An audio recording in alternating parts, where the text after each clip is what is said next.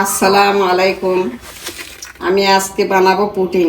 Pudding বানানোর জন্য caramel আগে তৈরি করে নেব।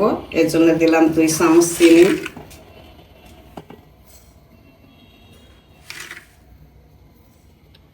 আর দিলাম 2 চামচ পানি।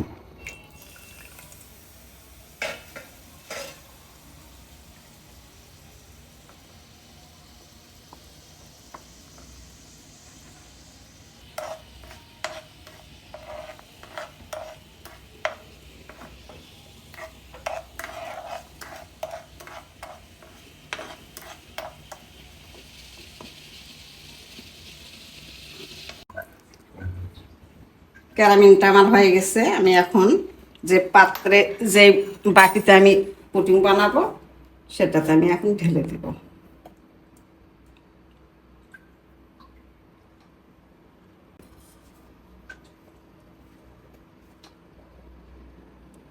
তিনটা ডিম ভেঙে নিব।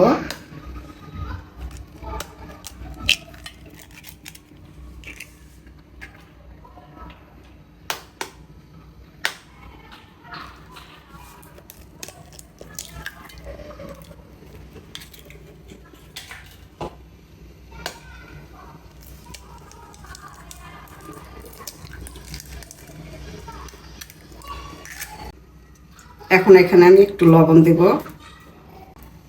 আর আমি পরিমাণ মতন চিনি দিলাম, আর একটু আমি ভ্যানিলা দিয়ে দিলাম। আর এখন আমি ভালো করে এটা ফেটিয়ে নেব।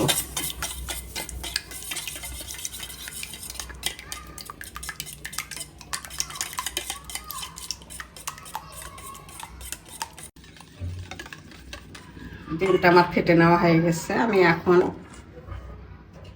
দুধ, এই যে দুধ, এখানে আমি অনেক আগে থেকে দুধটা জাল করে রেখেছি। 500 দুধ কমায়ে আমি এখানে হবে হয়তো 300 মতো হবে, কমাই নিছি। তারপর এখানে আমি দিব গুঁড়া দুধ।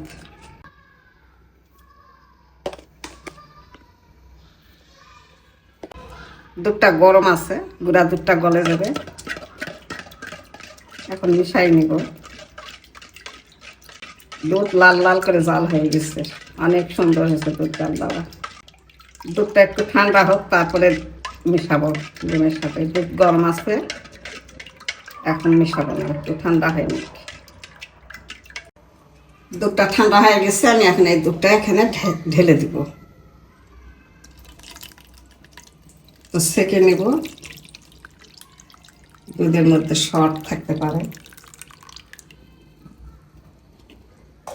অনেক মিষ্টি করে দুধটা জাল দিয়েছি, তো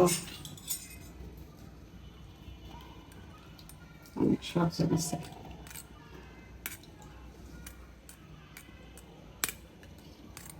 তারপর আমি মিশাই নিব, ভালো করে মিশাই নিব।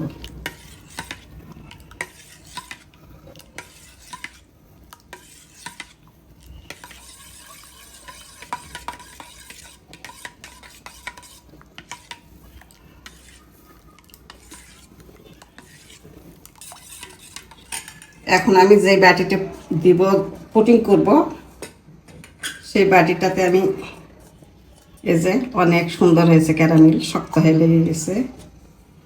এখন আমি এখানে দুধগুলো ঢেলে দেব।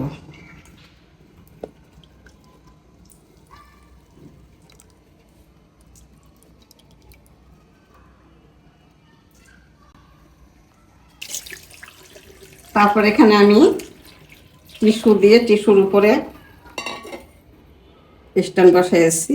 এখানে আমি বাটিটা সমান করে বসাই দেব। আর একটু পানি লাগবে, বাটির এখান থেকে পানি দেওয়া লাগবে। এখন এই বাটির ঢাকাটা আমি দিলাম।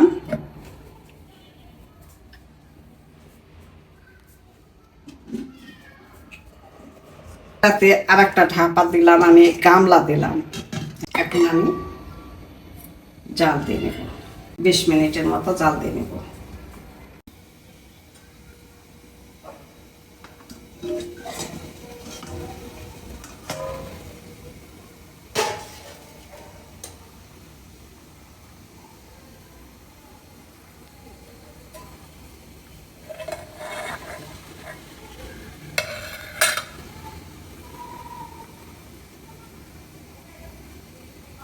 হ্যাঁ, হয়ে গেছে, সুন্দর মতো হয়ে গেছে। আমি এটা এখন নামাই নিব। হয়ে গেছে আমার পুডিং। এখন আমি ফ্রিজে রেখে দিব, ফ্রিজ থেকে বের করে তারপরে দেখাবো। দেখে ফ্রিজ থেকে বের করেছি, এখন খুলে নিব।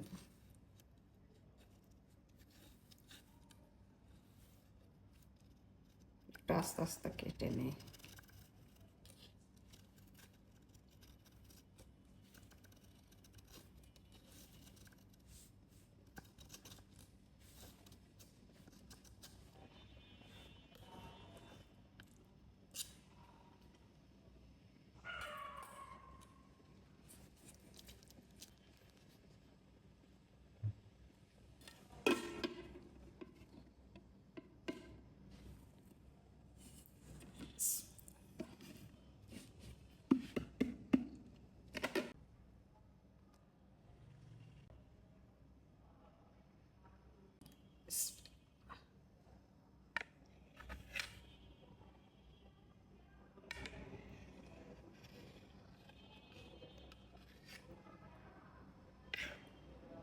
এই যে হয়ে গেল পুডিং আমার।